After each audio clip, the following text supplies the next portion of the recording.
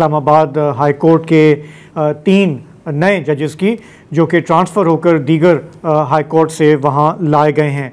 कहने वाले कहते हैं कि बज़ाहिर 26वीं आइनी तरमीम के समरात सामने आना शुरू हो गए हैं। इल्ज़ाम यह है कि जी हुकूमत मनपसंद जजेस को तैनात कर रही है। Seniority list Islamabad high court की अब मुतासर हुई है। जो सीनियर तरीन जज थे अब वो नीचे चले गए हैं। तो जो तफसीलात सामने आई हैं उसके मुताबिक इन 3 जजेस को ने आज काम भी शुरू कर दिया। ये सब कुछ इतनी बर्क रफ्तारी से हुआ है कि अकल दंग रह जाती है कि कितना एक ज़बरदस्त हम आहंगी है हुकूमत के दरमियान और जुडिशल लीडरशिप के दरमियान, कि जो चीज़ें डिसाइड होती हैं, तय होती हैं, वो आनन फानन हो जाती हैं। तो हमारे जो वकला हैं वो उस पर डिवाइडेड हैं। आज वकला तंजीमों ने इस पर एहतजाज किया, हड़ताल भी की। इनमें Islamabad high court bar association शामिल थी, इस्लामाबाद बार काउंसिल थी, इस्लामाबाद डिस्ट्रिक्ट बार एसोसिएशन ने भी एहतजाज किया, Lahore high court, Peshawar high court ने भी उनका साथ दिया। लेकिन सुप्रीम कोर्ट के जो लॉयर्स हैं उन्होंने इसका खैर मकदम किया।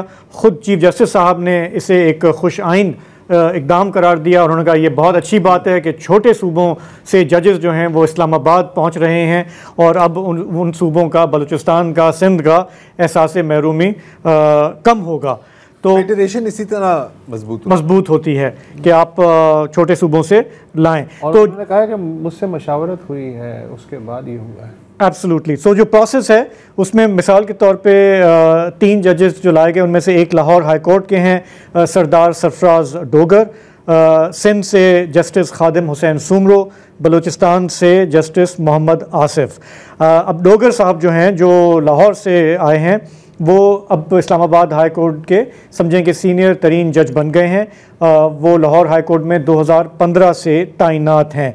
तो इससे इस पे क्रिटिसिज्म हो रहा है कि गवर्नमेंट ने ये डिलिबरेटली किया है और अब उनके अब अच्छे जजेस लाए जा रहे हैं। अगर ये ना आते तो जस्टिस मोहसिन अख्तर कियानी को अगला चीफ जस्टिस होना चाहिए था इस्लामाबाद हाई कोर्ट का।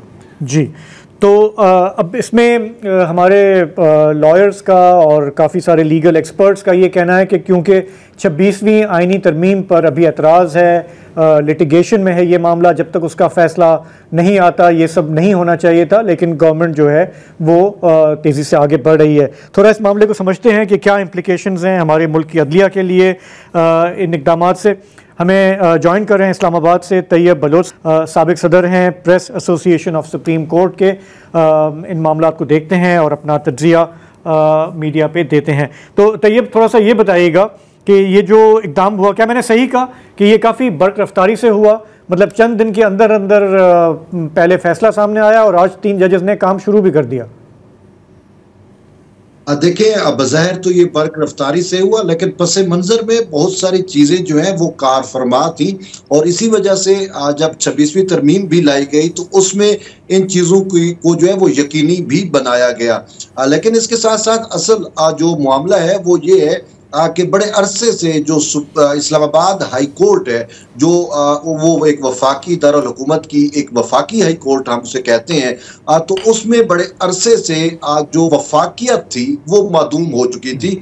और अगर मैं इसको बतलाऊं तो साबिक जो PTI का रजीम था, उस रजीम के दौरान जो है वो बड़े पैमाने पे इस्लामाबाद हाई कोर्ट में जजेस अपॉइंट किए गए थे और उस टाइम चीफ जस्टिस अतर मिनल्ला थे और अतर मिनल्ला के बकौल, बल्कि वो खुद रिसेंटली न्यूयॉर्क बार में जब वो थे अमेरिका में, तो उन्होंने इस चीज़ को जो है वो तस्लीम किया और उनका ये कहना था कि ये इस्लामाबाद हाई कोर्ट के 6 जजेस हैं। ये जजेस मैंने जो है वो पूरे पाकिस्तान से हेड हंटिंग करके लगाया है और फिर हमने देखा कि वही इस्लामाबाद हाई कोर्ट के जजेस गाए बगाए जो है वो कभी खत, उन्होंने एक पहले खत लिखा था, वो भी आपने देखा होगा कि उस खत पे बहुत बड़ा इशू बन गया था और खुद PTI जो है वो उस खत के साथ जो है वो अपना नरेटिव टो भी कर रही थी।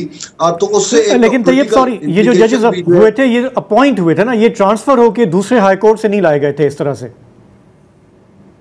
बिल्कुल। देखें, अगर इस्लामाबाद हाई कोर्ट की हम तारीख देखते हैं तो 18वीं तरमीम के बाद इधर यहाँ पे इस्लामाबाद हाई कोर्ट में जजेस ट्रांसफर होते रहे हैं। देखिए, बरह रास्त जो है वो बलूचिस्तान हाई कोर्ट से भी पहले जज आए और वो चीफ जस्टिस भी रहे। इकबाल हमीदुर रहमान भी जो है वो ट्रांसफर होके आए। तो इस्लामाबाद हाई कोर्ट के जो रूल्स हैं, उन रूल्स में भी ये लिखा हुआ है कि चारों सूबों से जो है वो जजेस लिए जाएंगे। तो कभी न्यू अपॉइंटमेंट हो जाती थी और कभी ट्रांसफर भी होते रहे। लेकिन जब अतर मिनल्ला साहब जो है वो चीफ जस्टिस बने तो वो ट्रांसफर का सिलसिला जो है वो थम गया था और नए सिरे से अपॉइंटमेंट हुई। और उन अपॉइंटमेंट की वजह से हमने देखा कि जो वफाकी दारुल हुकूमत है उसमें जो छोटी कौमें हैं उनकी नुमाइंदगी जो है मुनासिब नुमाइंदगी ही नहीं थी। उस वजह से हमें जो है वो इस्लामाबाद हाई कोर्ट जो है वो या वफाकी दारुल हुकूमत जो है वो सिंधियों का भी है, वो बलोचों का भी है, वो पश्तूनों का भी है, वो पंजाबियों का भी है, चीफ जस्टिस साहब पाकिस्तान में बसने वाली तमाम। अच्छा, एक बात ये बताएं कि गवर्नमेंट ने जो जस्टिफिकेशन दी है ये करने की, उन्होंने कहा जी इस्लामाबाद में एक्चुअली केसेस का बहुत बोझ है इसलिए हम दूसरे हाई कोर्ट से ला रहे हैं। लेकिन फिर जवाब में वकला ने ये पॉइंट आउट किया कि सबसे ज़्यादा बोझ तो लाहौर हाई कोर्ट पर है, तो वहाँ से आप जज इधर लाने की बजाय आप वहाँ मजीद जजेस क्यों नहीं लेके जा रहे हैं। मतलब कहने का मकसद ये कि इसमें कोई गवर्नमेंट का कोई इंटेंशन है कार फरमा। देखिए, गवर्नमेंट की तो वाज़ेह इंटेंशन है, क्योंकि गवर्नमेंट तो ये चाहती थी, बल्कि उसकी ये ख्वाहिश थी कि जो इस्लामाबाद हाई कोर्ट है उसको हम ट्रैक पे लेके आए।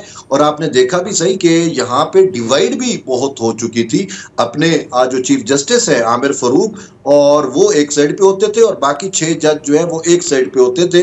और मियां गुल हसन औरंगजेब जो है वो दरमियान में रहते, वो कभी चीफ जस्टिस के साथ हो जाते और कभी उनके साथ हो जाते। तो यूं यहाँ पे जो है वो बड़े मसाइल भी हुए। और जो इस्लामाबाद हाई कोर्ट की जिसे आप सबूत फंक्शनिंग कह सकते हैं वो बहुत ज्यादा मुतासिर हो रही थी।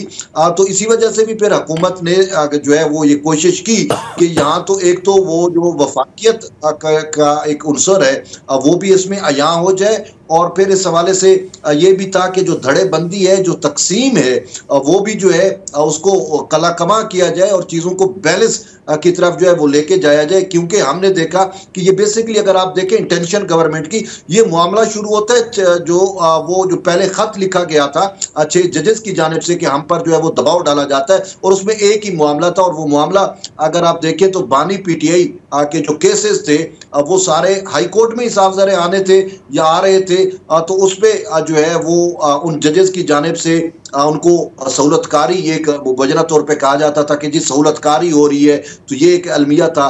तो फिर जो है इसके साथ साथ एक अहम चीज़ है, जिस तरीके से कहा गया कि जस्टिस मोहसिन अख्तर कियानी की सीनियरिटी तो मुतासर हुई, लेकिन जस्टिस मोहसिन अख्तर कियानी के खिलाफ सुप्रीम जुडिशल काउंसिल में 2 रेफरेंसेस दायर किए गए। और जब वो रेफरेंसेस दायर हुए तो उसके बाद हमने देखा कि ये लेटर लिखा गया। तो ये बोला साहब बहुत बहुत शुक्रिया, बहुत शुक्रिया। हाँ देखें, मेरा सिर्फ इसमें ये है कि असल तो जैसे इन्होंने भी हिंट किया कि एक पॉलिटिकल इंटेंट है इन अपॉइंटमेंट्स का ना। ये जो ज़बान का मामला हम ले आते हैं, जब हमें काकड़ साहब को निगरान वज़ीर आज़म लगाना है तो हम कहते हैं जी ये बलूचिस्तान की महरूमियाँ दूर करने के लिए मगर ये पश्तून है। हाँ गोगे वो पश्तून, ठीक है ना। अच्छा, उनका जो पूरा एक पॉलिटिकल स्लांट है वो जैसे मैटर ही नहीं करता। जो अपॉइंट करने वाले हैं वो देखते हैं ना कि जहनी हम आहंगी भी है या नहीं है। मिसाल के तौर पे देखें, इस पूरी गुफ्तगू में भी जो इंटरेस्टिंग एस्पेक्ट है वही PTI, वही इमरान खान, वो उनके केसेस सारी इस वक्त हमारी जो सियासत हो या जुडिशरी हो वो भी इसके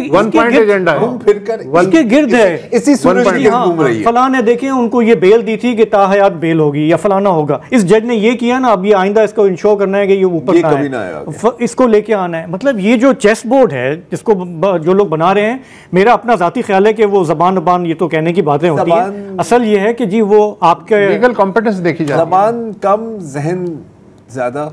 हाँ, जहन बिल्कुल ऐसा है। देखिए, अगर हम चीज़ों को, हर इवेंट को हम अगर आइसोलेशन में देखें, इसको हम आइसोलेट करके देखते हैं और कुछ नहीं हो रहा पूरे मुल्क में, कहता है कि ठीक है। अब ये एक अलग बात है कि आप जबान की बुनियाद पर पिक कर रहे हैं, असल में बानी बुनियाद पर पिक कर रहे हैं, वो एक अलग चीज़ है।